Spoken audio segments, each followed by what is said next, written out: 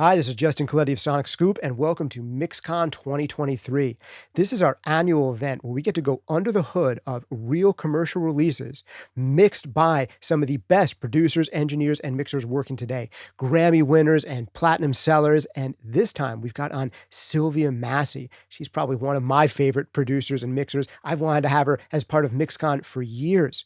She's worked with some pretty heavy artists like Tool, System of a Down, Sevendust, and Slayer.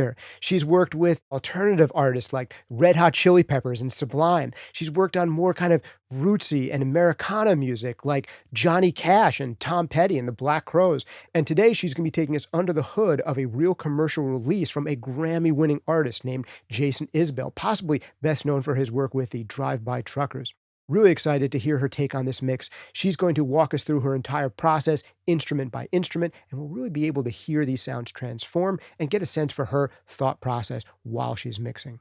A couple quick notes before we begin. Number one, this presentation is free to the public thanks to our friends over at Soundtoys. It's a perfect fit because Sylvia has been using Soundtoys plugins for practically as long as they've been around. In this particular mix, she ends up getting some really cool sounds with a crystallizer, with the micro shift, with the lil plate, and with the CQ. If you want to check out Soundtoys plugins for yourself, you absolutely can. Just go over to soundtoys.com where you can try out these tools or anything else they make for free for 30 days. She uses a whole bunch of tools in the mix as well. We'll get a really organic, holistic view of her actual process on a real mix. And if you want to ask questions of Sylvia, you can. If you're here for the live premiere of this MixCon Masterclass, just type your questions into the chat box as they pop into your head, and we will save the best ones for a live Q&A that's going to be happening with Sylvia right after the premiere of this presentation. Yes, you will be able to catch that on replay if you're listening to this in the future. And if you stick around to the end, we've got an interesting treat. Sylvia is mixing inside of what is possibly the world's biggest collection of vintage microphones. Her partner and manager, Chris Johnson, will take us through a brief look at some of the most interesting finds inside of the mic museum that's there at Sylvia's studio.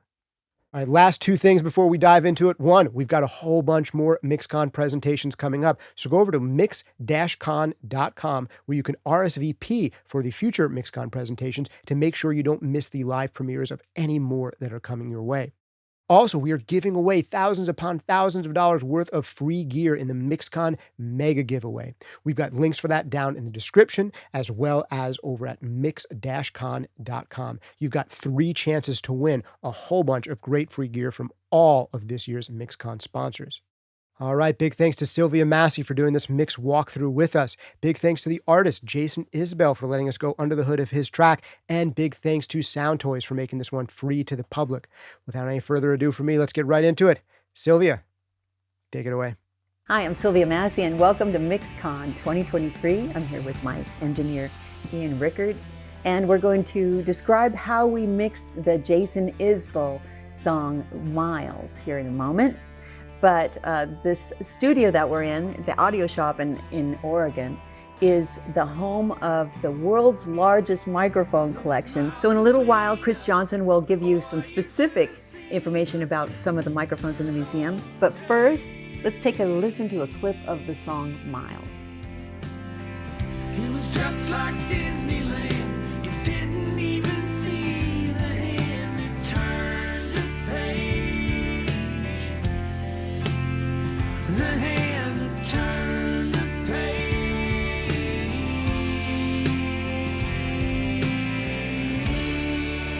But now we can get into the actual mix, how we put it together.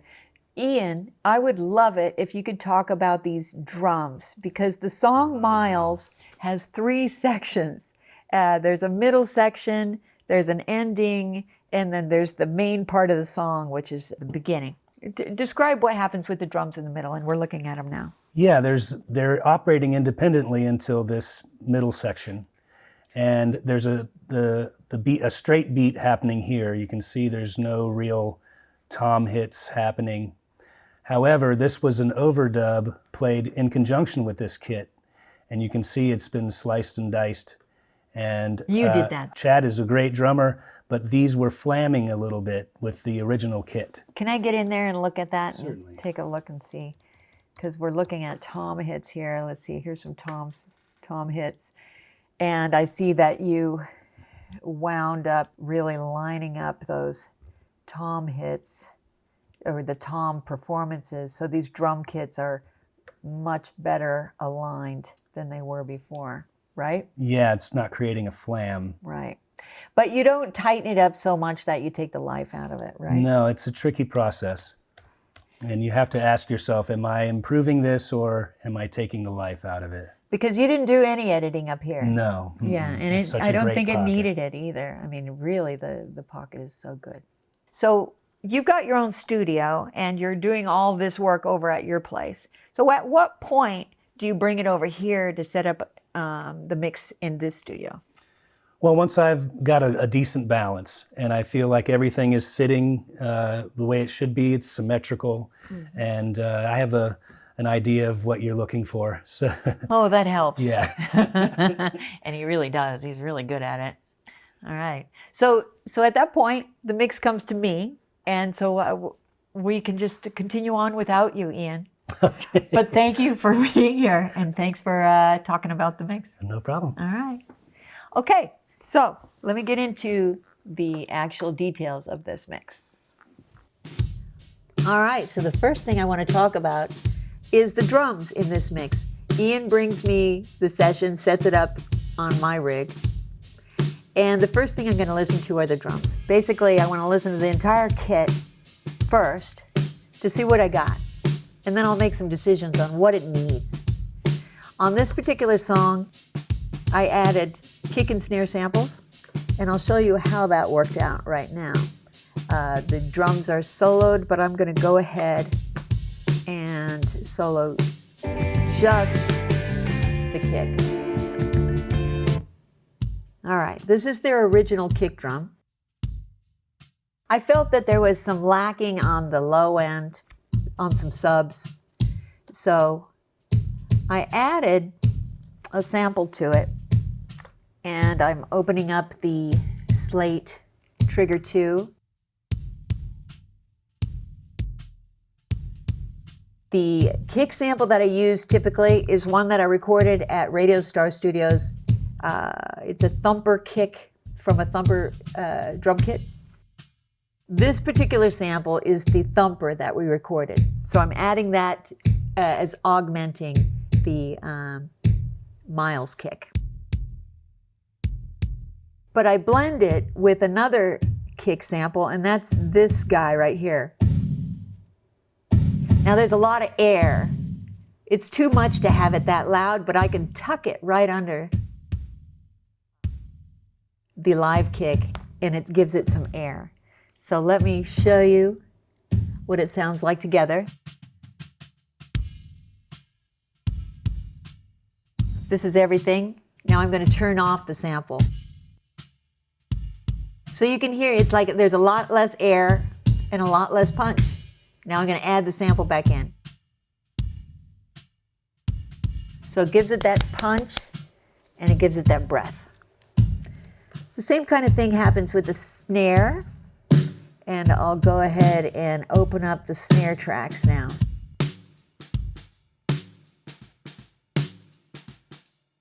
This is the snare with no sampling. Now I added a sample. All right, that adds a lot of beef to it. I'm going to turn that off for a moment because I want to talk about recording the snare drum.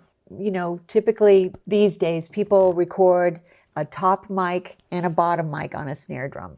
So you have the top mic pointing down, the bottom mic's pointing up, basically. It might be at an angle.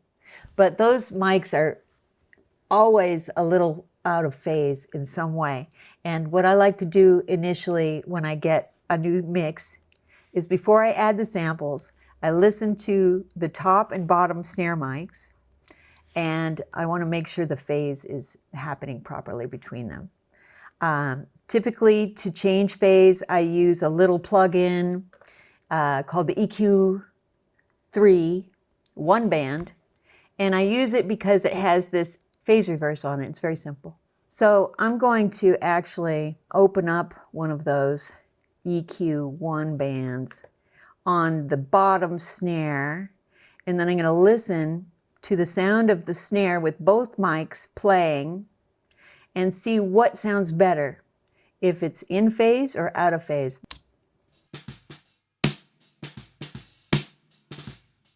So I'm going to flip the phase on the bottom head and let's see what it sounds like. Oh my God. Big difference. All right, did you just hear what happened there?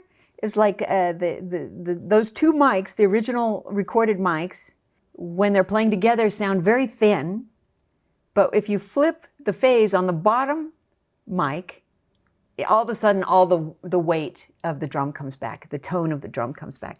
And now let's just listen to the snare again. So doesn't it sound a little papery?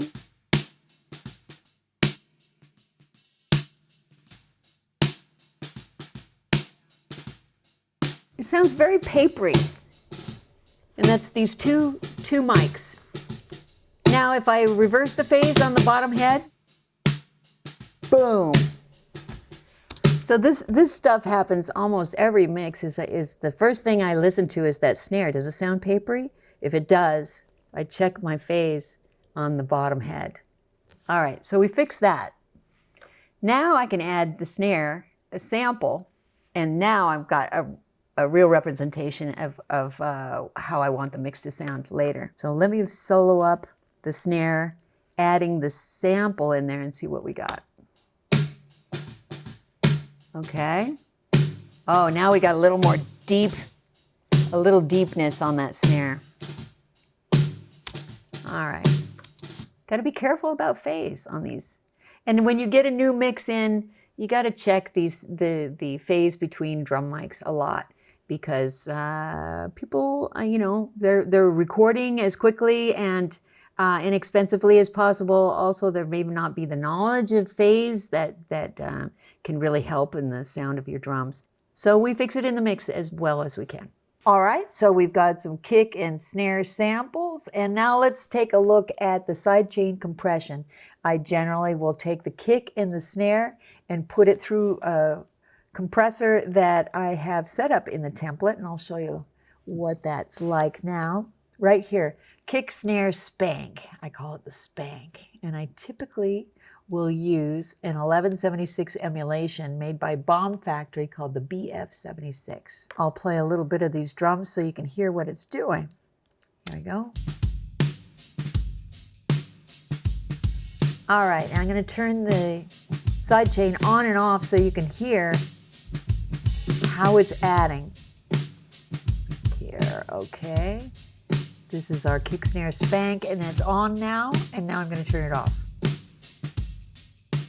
So you just felt the kick and snare just kind of lighten up. The sidechain gives it weight and gives it a bigger attack, so your transients are going to show up more. You're always going to hear the kick and snare a little better if you have the sidechain on it. And it may be just because it's a little louder, but I think it also pushes up the quieter parts of these sounds, so it really puts it up front. As well as the kick, snare, spank, I put the whole drum kit through a sidechain, a separate AUX with a BF76 on it. And that adds a lot. I beef up the entire kit and bring up all the room that's within the kit. So it's like I want to be sitting inside the kit.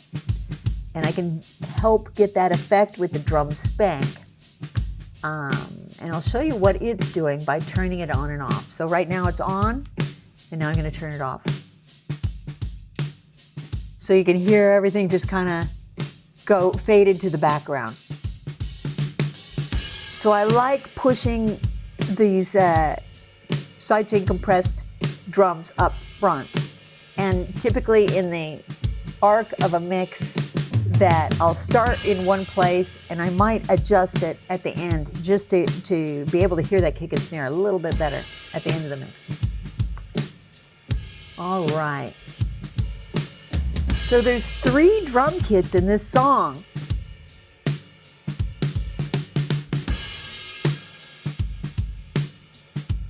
For each of these things I need to do in the mix, I have to do it 3 times.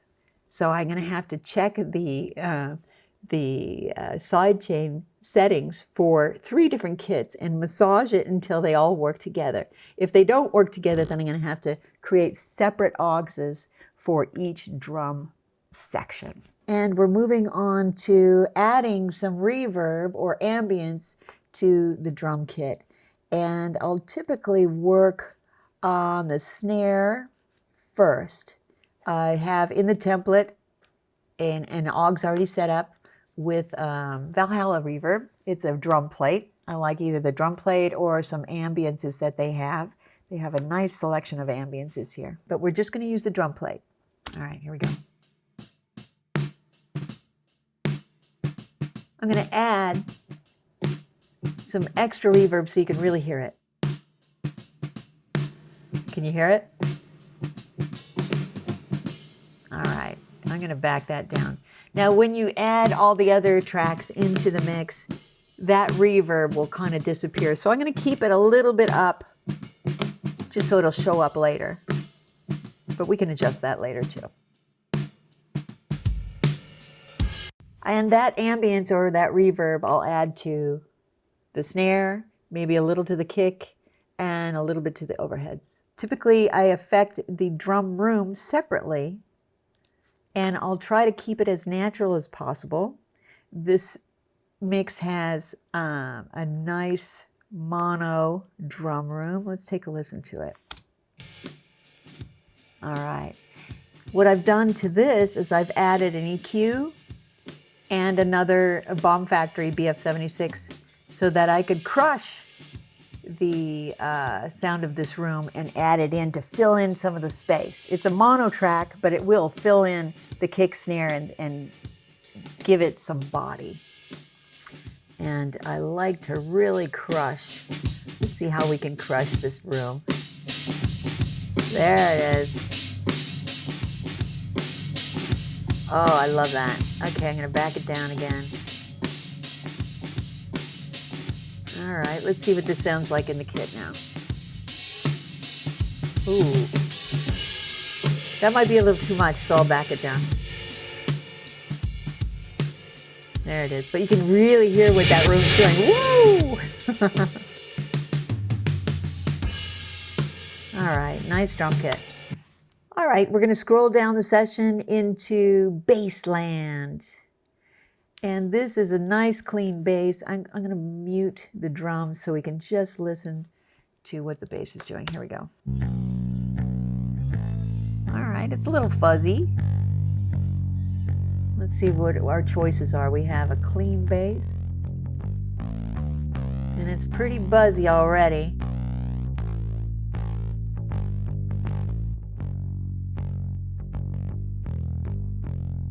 That sounds pretty buzzy too. Oh, okay, here's the amp. Now I can hear in the background on this amp track, I can hear the other instruments in the room and I can hear Jason singing. So this was cut live. This is a mic on an amp. I'm very impressed with that. But during the mix now, I think these tracks are a little too buzzy. So I'm not going to feature them.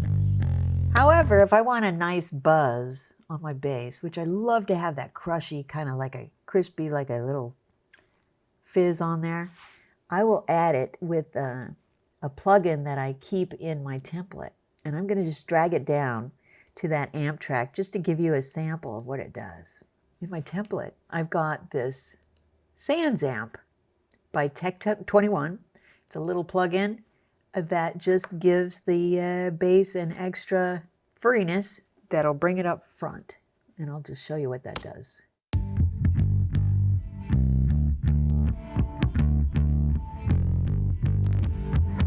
Oh, that's a little, it's much. It's much. But you can really have fun with this. All right, let's see what that would sound like in the track. I'll put the drums back in.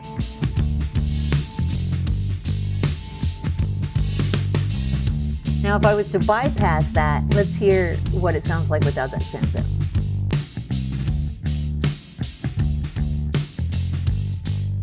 Okay, well, what I did is I just added that. That's not in the original mix, so I'm going to actually mute that. But I just wanted to show you how fun it is to play with plugins. We'll move on. The bass also is being summed into this plugin, which I love, and it's a Jack Joseph Puig plugin. It's his bass plugin, and it's very simple. You just have your sensitivity level, and the parts that I like to use here is the width on the bass and the edge. So I'll show you what those things do with this plugin. I'll play the bass again. Now, if I want to make my bass wider, I just do this width thing.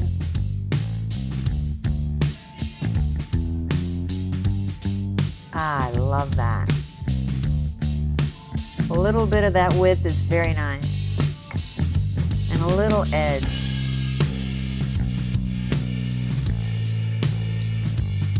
All right. Then after that, Jack Joseph Puig, I like using a clang helm. This little compressor. It's the MJUC, and I use it quite a bit, maybe too much. But it's just to control the out level of that bass sum. Getting there. And next we're going to listen to some guitars. Now we have two guitar players that played on this song. We've got Jason in the left channel and Sadler in the right. And the tracks came to us, multiple tracks for the same performances. So typically I'll go through each of these tracks. So Ian's already sorted them, but I'll just double check and check the phase between all the tracks. I've already done that on this song. So that everything is lined up and as strong as possible.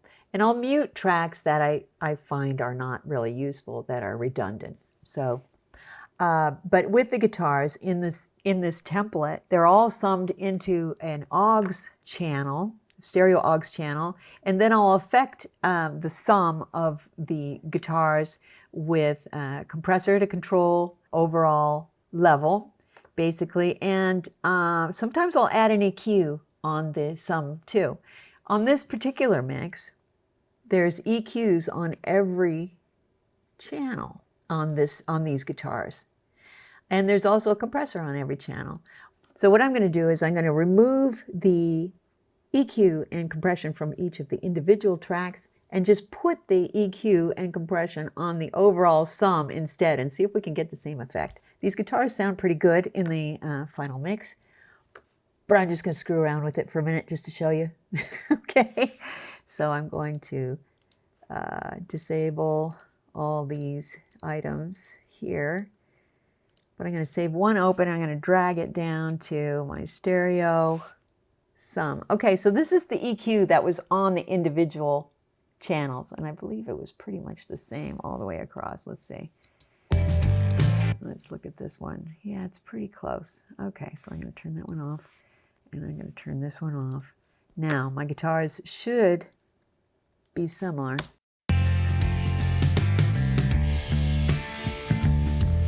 You really don't need to use EQs on each individual channel, each individual track. You can sum them all to a stereo sum and then put that EQ across the entire sum and get the same effect for the most part. All right, so those guitars are good, and I think we can move on to some acoustic guitars. Okay, scrolling down the session, we are looking at some acoustic guitars, 12-string, and some guitar solos, and some trippy stuff. Oh, good. So let's take a listen to the acoustic to start. It was recorded with a single mic and then a pair of mics. So I have them all in the session, but I have the single mic over on the right side and then the stereo spread across. Let's see what else we got. Now there's 3 different parts of this song, so the middle section has an entirely different guitar part. Let's see what that is here. Oh, it's solo.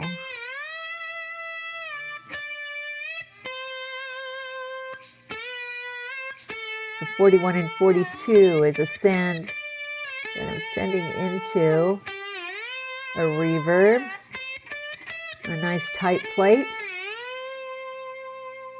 So that's the middle section. Okay, so that solo just has a little bit of a tight plate on it. Nothing too special about that. Now, this middle section has a droney guitar. Let's take a listen.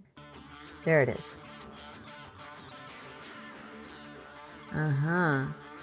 Pretty trippy. All right. So in this section of the song, I want the guitars to sound different than the other parts of the song. And I'm adding a crystallizer to give the droney guitars a little lift and sparkle and some movement. The crystallizer is what I use for that. It's made by Sound Toys, and it's a really fun device. And let's solo the drone and see what it's doing. All right, here we go. Oh, it's coming to life. You can hear it start to generate. The great thing is with the crystallizer, you can change pitch.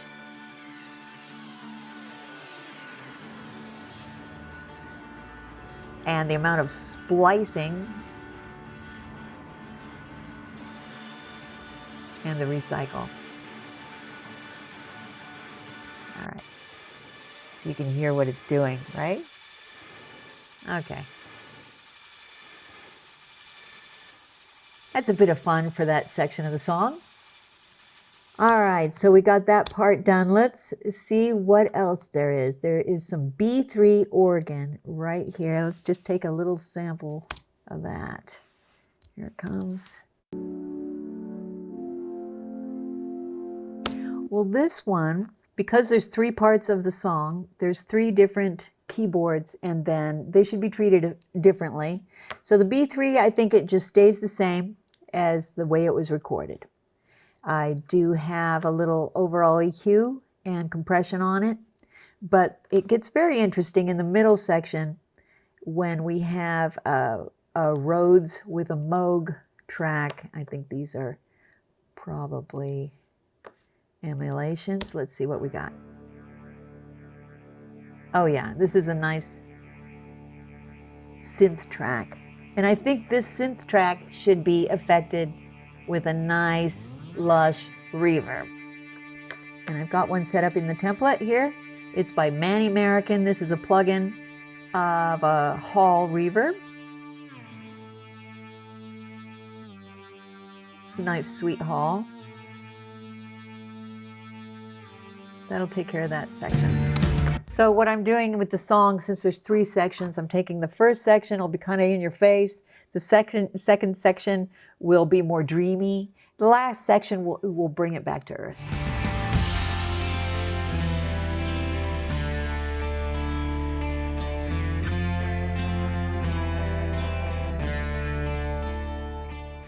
I think that the vocals are the most important part of the mix. So I'm going to pay special attention to the vocals.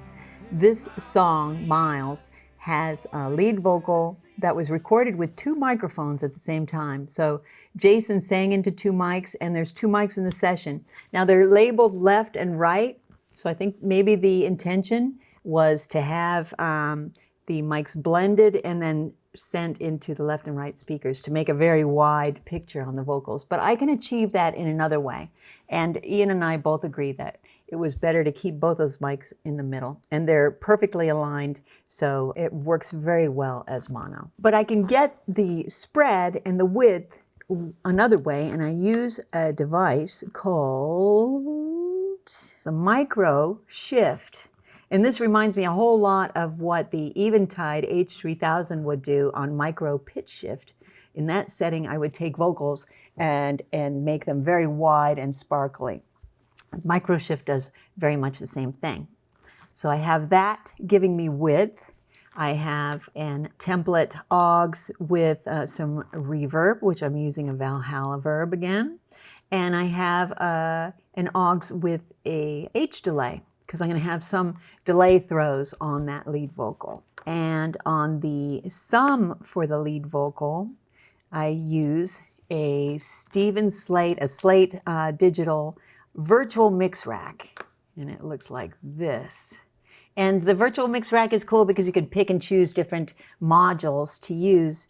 And for the lead vocal, I want to have a kind of a British EQ, which I've chosen there. It looks a lot like a Neve. Then this red FG401 compressor, and then the blue edition FG116 compressor. So I use a combination of two compressors and an EQ in this virtual mix rack for the lead vocal. And we'll listen to the vocals in the mix. Coming home early, catching on late.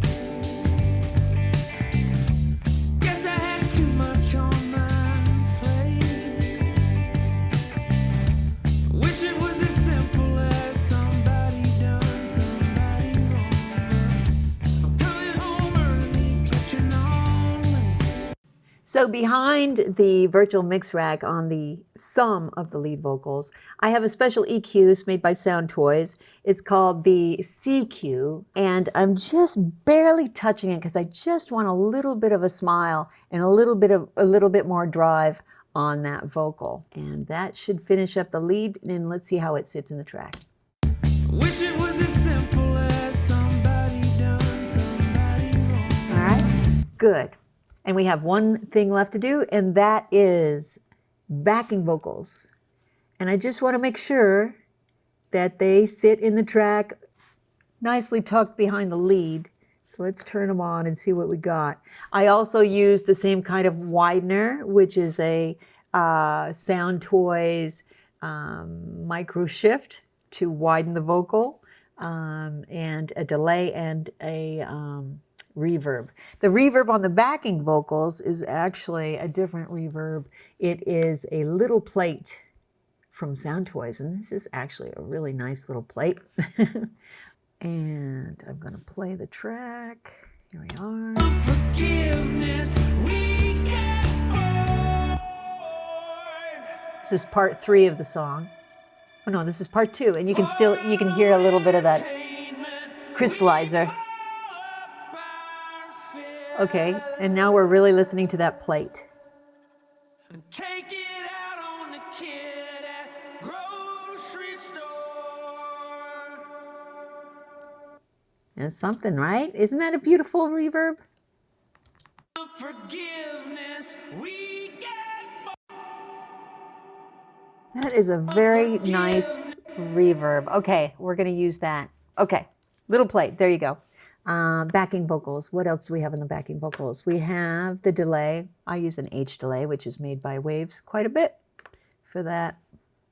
Also on the sum for the backing vocals, I'm using that CQ. I'm using it in front of the virtual mix rack.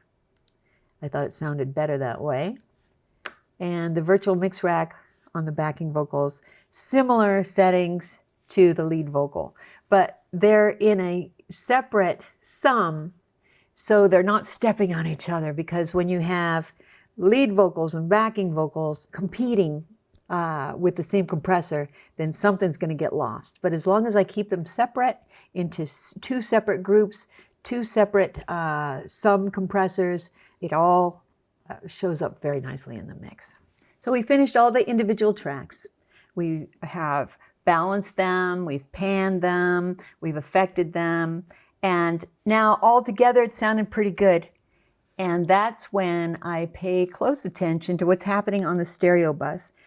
The way that things are routed, each individual instrument is sent out of the computer through the dangerous music rack, the D to A's, and then into this, it's called a 2-bus plus, which is the summing mixer.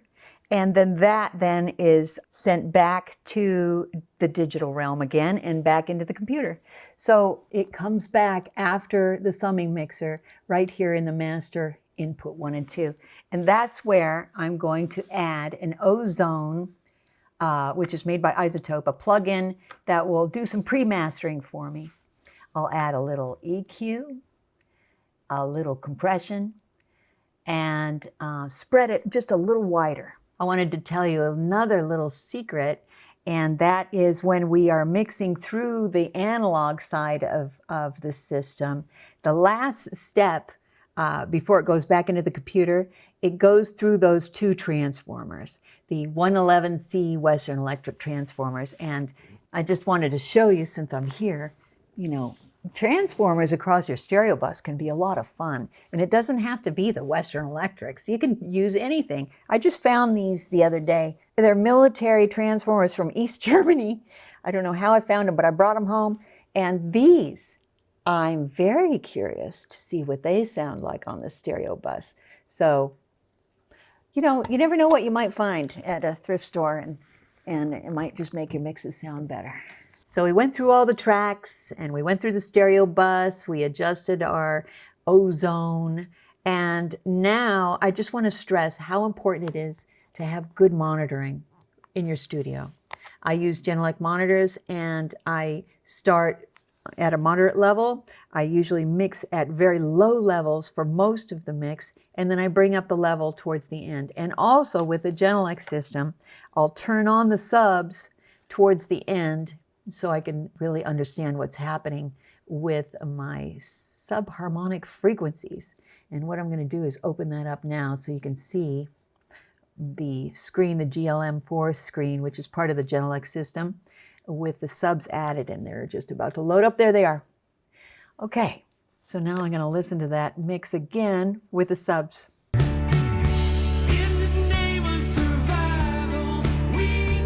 And a lot of times when I turn on the subs, it'll be very revealing, and if the bass is overwhelming at that time, then I'm going to have to adjust the bass and maybe carve away at it. It shouldn't be overwhelming, but it should. You should be able to feel it in the floor a little bit. Okay. Another thing to do when you're mixing is double check your mix on headphones. This should be one of the final steps that you do. I use some Beyer Dynamic DT770s. I also use some Blue MoFis, which I find to be really good in the studio because they grip your head.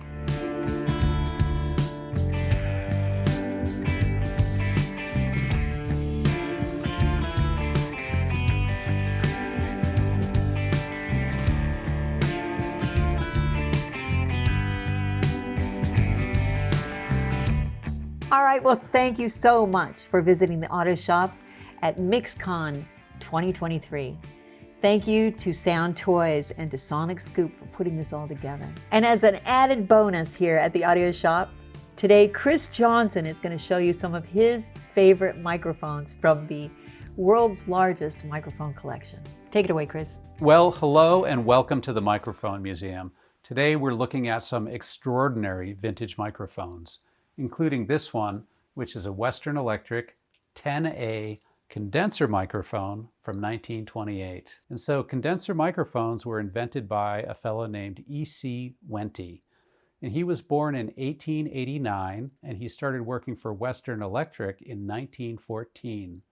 In 1916, he patented the circuit for a condenser microphone.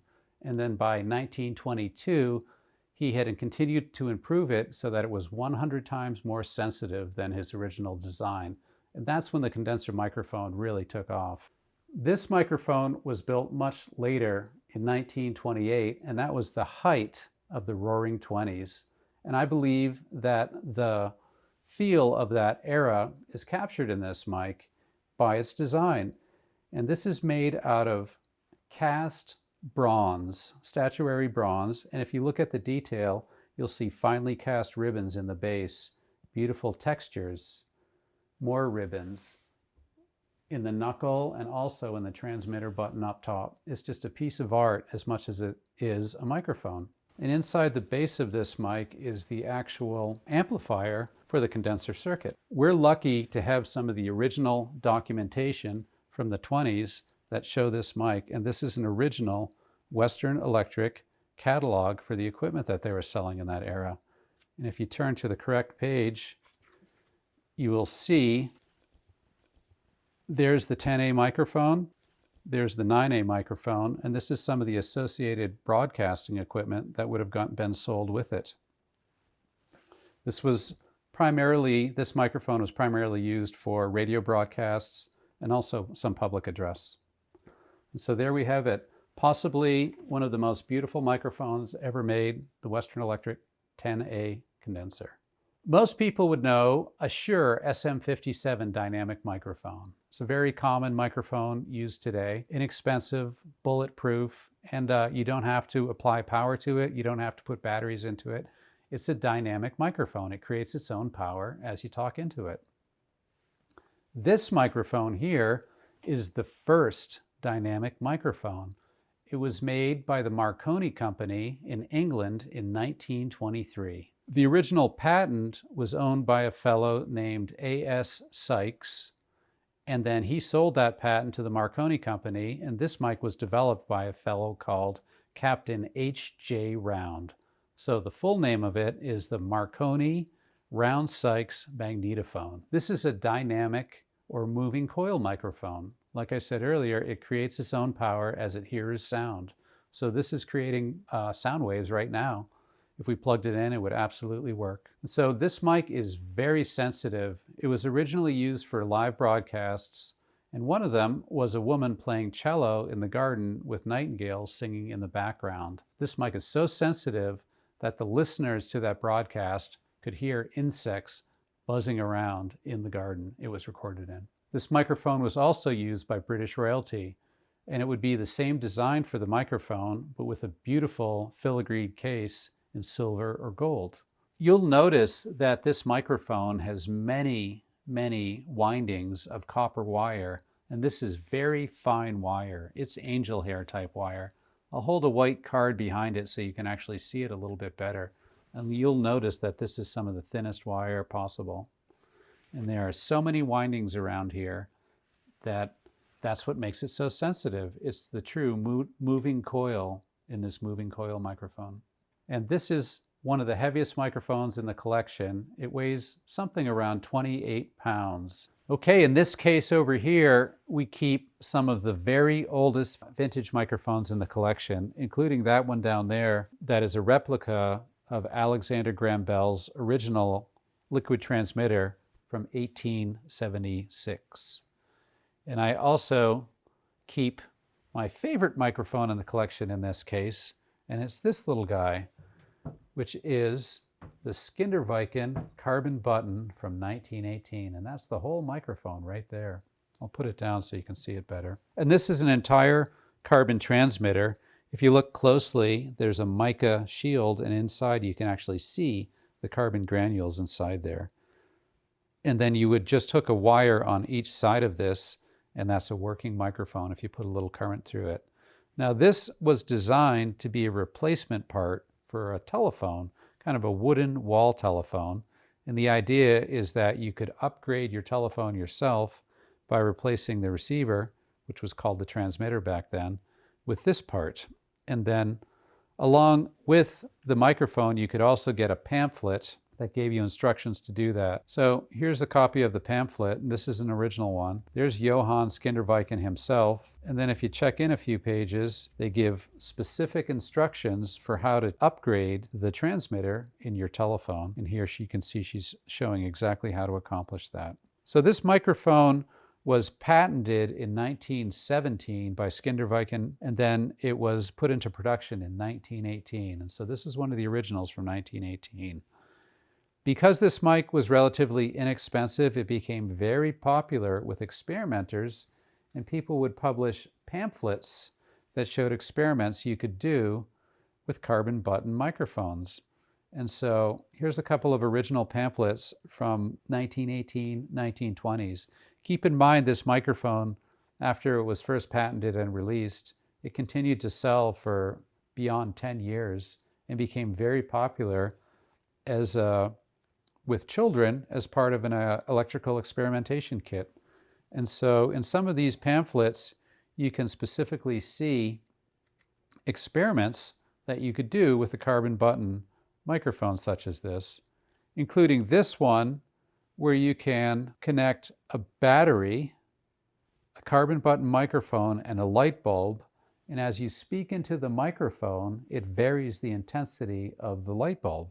And so that's known as modulation, electrical modulation. That's a very early example and fun experiment for kids. So there you have it. I showed you 3 microphones today, including the heaviest microphone in the collection, the Marconi Round Sykes. And here's the teeniest one, the Skinder Viking Carbon Button, which probably weighs about an ounce. Hey, thanks so much for joining me today, and I feel honored to have shown you a couple of my favorite microphones from our Microphone Museum. A big thanks to MixCon 2023 for making this all possible. And as you can see, we have a lot more mics to talk about in the future, including this one, our latest acquisition. It's a Western Electric D99098 shotgun mic. See you next time, partner. All right, big thanks to Sylvia Massy for walking us through that mix from Jason Isbell. Really excited to be able to go under the hood of this one. Big thanks again to Sound Toys for making this one free to the public. It's obviously a great fit because Sylvia has been using Sound Toys plugins practically as long as Sound Toys has been around.